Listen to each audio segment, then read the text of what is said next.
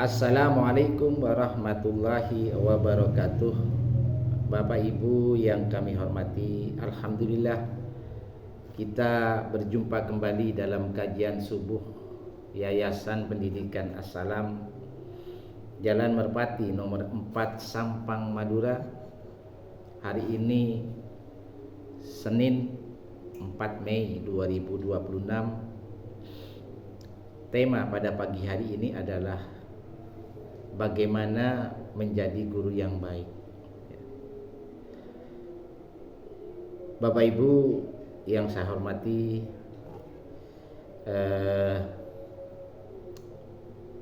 beberapa hari yang lalu kita merayakan Hari Pendidikan Nasional. Tentunya banyak harapan-harapan yang kita inginkan, ya. Namun demikian kita menyadari banyak kendala-kendala yang menjadi tantangan bagi seorang guru, bagaimana supaya kita itu bisa menjadi guru yang baik. Sebenarnya Al-Quran itu sudah menjawab tentang hal ini. Jadi menjadi guru yang baik itu menurut Al-Quran adalah meneladani daripada sifat Rasulullah. Apa sifat Rasulullah itu? Jadi beliau itu yang pertama adalah mempunyai sifat ikhlas setiap segala aktivitasnya. Jadi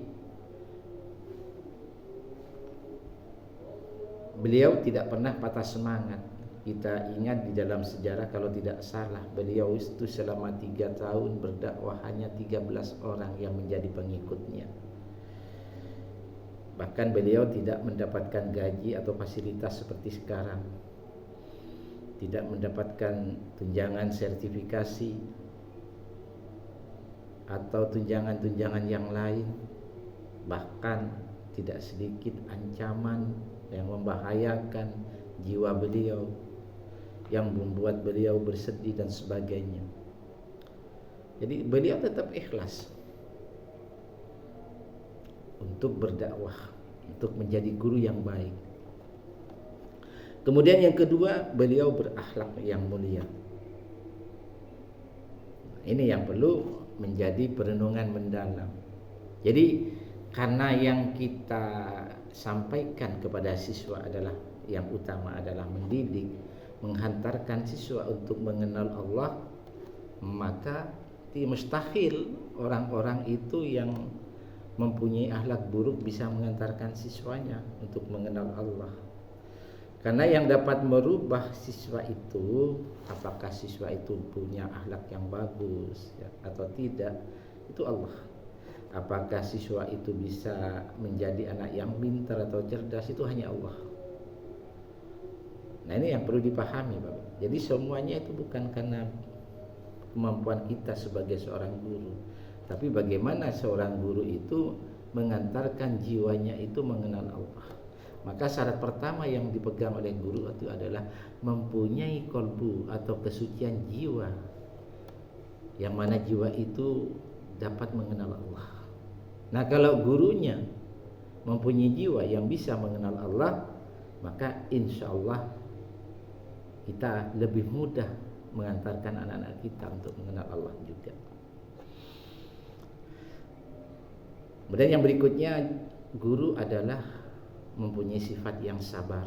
Nabi juga mencontohkan seperti itu.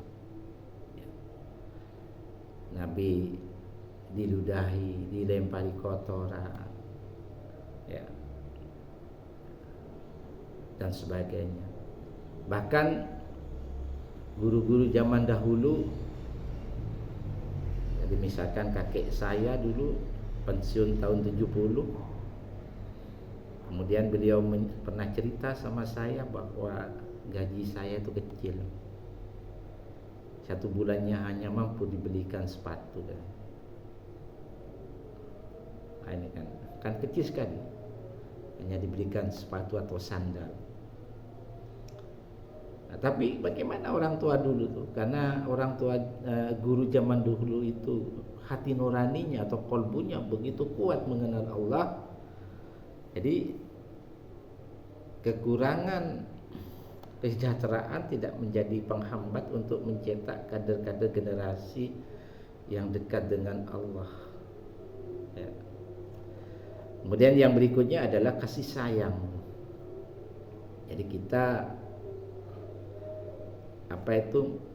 mengungkapkan kasih sayang kita kepada anak kita, tetapi kita harus tegas untuk manakala mereka itu melakukan kesalahan-kesalahan yang misalkan yang berakibat fatal. Tapi rasa kasih sayang itu perlu diutamakan. Kemudian Nabi juga profesional dalam ilmu. Ya. Dan insya Allah kalau zaman sekarang kita tidak perlu meragukan profesionalisme guru dalam ilmu. Kenapa? Karena sesuai dengan bidangnya masing-masing. Ya.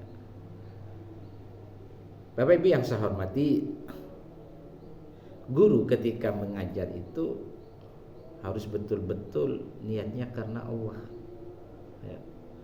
Bukan karena yang lain, ya. Jadi ketika berangkat itu yang muncul itu Allah dulu. Jangan karena takut karena ditegur atasan atau karena nanti sertifikasinya terpotong dan sebagainya. Tidak seperti itu, ya. Jadi guru itu ketika niatnya itu betul-betul kan Allah. Bahkan jangan lupa Bapak Ibu, setiap kali kita selesai berdoa, ya, kita selalu mengingat mendoakan anak-anak kita. Itu yang terpenting Bapak Ibu. Ya. Kemudian bersikap lemah lembut. Kemudian menjadi teladan bagi siswa, jujur dan tidak pernah pilih kasih. Jadi seorang guru itu betul-betul harus suci Bapak Ibu. Kita nggak boleh menjadi guru di dalam kelas, ya, tetapi di luar kita seorang penipu, seorang yang ghibah, menzalimi orang lain, mengambil hak orang lain, ya, atau melakukan maksiat kepada Allah. Itu yang menyebabkan guru itu tidak mampu mengantarkan siswa untuk mengenal Allah. Karena kalau mau mengenal Allah itu, ya guru itu harus dalam keadaan suci jiwanya dan selalu berkomunikasi lewat zikir dan ibadah secara istiqomah kepada Allah. Baru dia mampu mengantarkan anak-anaknya untuk mengenal Allah. Sukses tidaknya anak didik kita itu manakala kita itu mampu mengantarkan anak didik kita untuk mengenal Allah. Selebihnya nanti Allah yang ngurus itu. Apakah anak itu pintar matematika, apakah anak itu pintar fisika, pintar agama dan sebagainya. Itu bukan karena kemampuan kita, tapi Allah yang memberikan petunjuk kemampuan ke arah sana karena kita mengantarkan anak-anak itu untuk mengenal Allah. Bapak Ibu yang saya hormati, baiklah kita bahas. Yang pertama, ketika kita mendidik siswa, langkah pertama adalah ikhlas, niat karena Allah. Ini dulu Bapak Ibu. Jadi kita berangkat, kita persiapkan, kita berdoa kepada Allah. Jangan terlambat, ya. Jangan sampai ditunggu oleh siswanya. Kita harus datang lebih dulu. Ya. Di dalam Al-Quran surat Al-Bayyinah ayat 5 Allah berfirman, "Wa ma umiru illa liya'budullah." Padahal mereka tidak disuruh kecuali menyembah Allah. Jadi ini tugas guru ini. Selain mengajak diri sendiri untuk menyembah Allah, mari kita ajak anak-anak itu untuk menyembah Allah. Ya. Mukhlisina lahuddina hunafa, dengan memurnikan ketaatan kepadanya dalam beragama yang lurus. Jadi kalau begitu tugas guru berat, ya. Berat Bapak Ibu. Artinya apa? Artinya apa yang kita ucapkan harus sesuai dengan apa yang kita lakukan.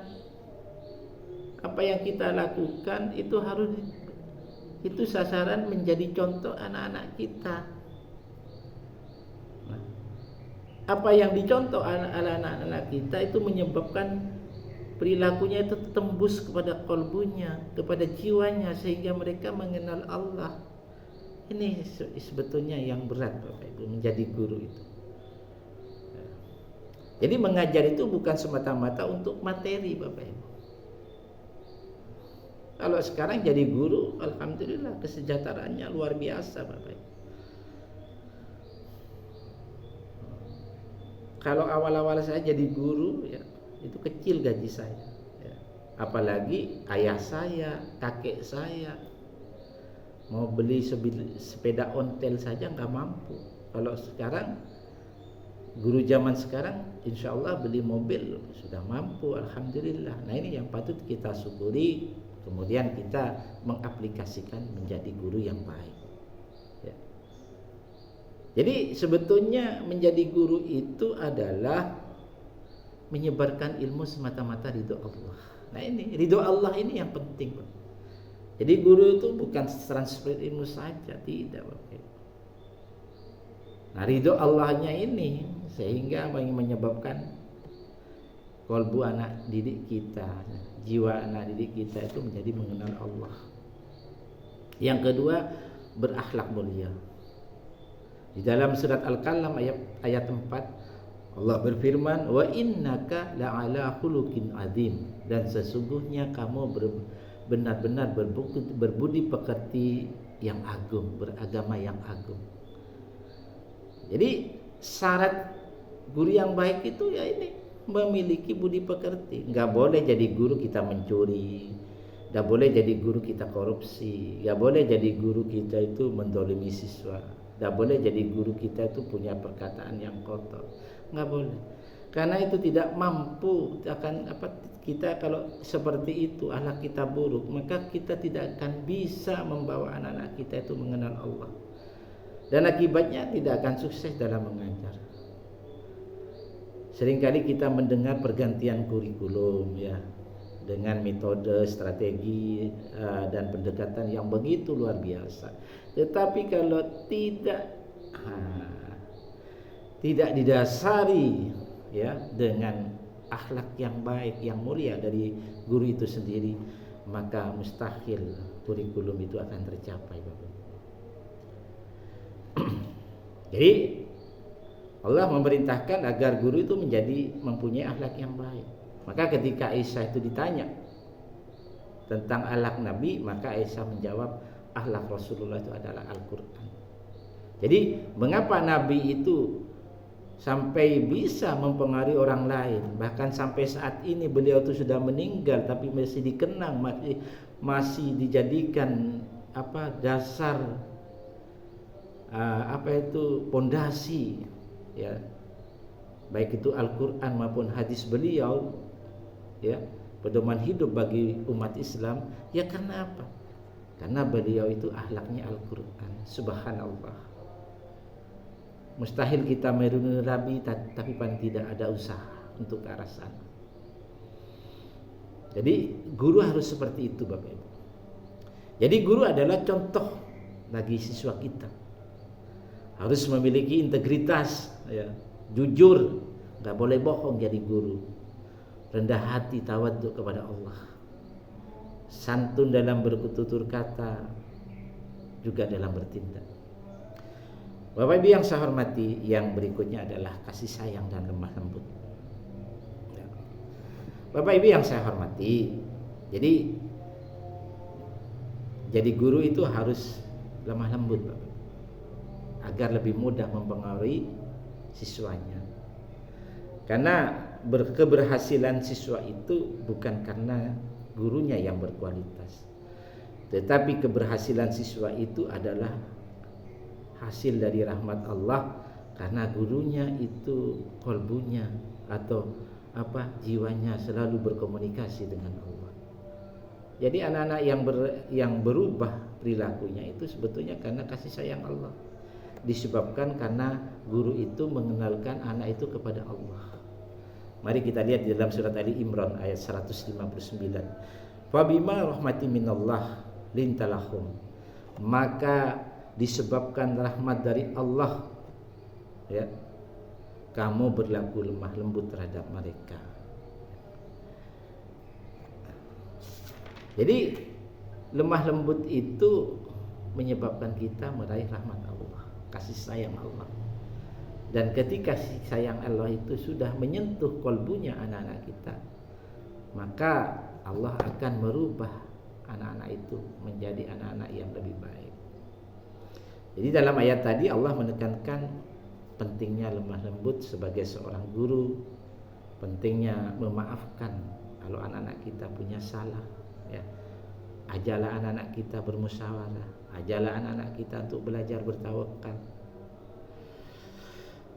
Hal ini juga dicontohkan oleh Nabi. Kenapa Nabi itu di tengah-tengah orang kafir, tapi banyak yang mengagumi beliau, bahkan banyak akhirnya sadar dan mengikuti langkah Nabi, karena beliau itu berhati lemah lembut.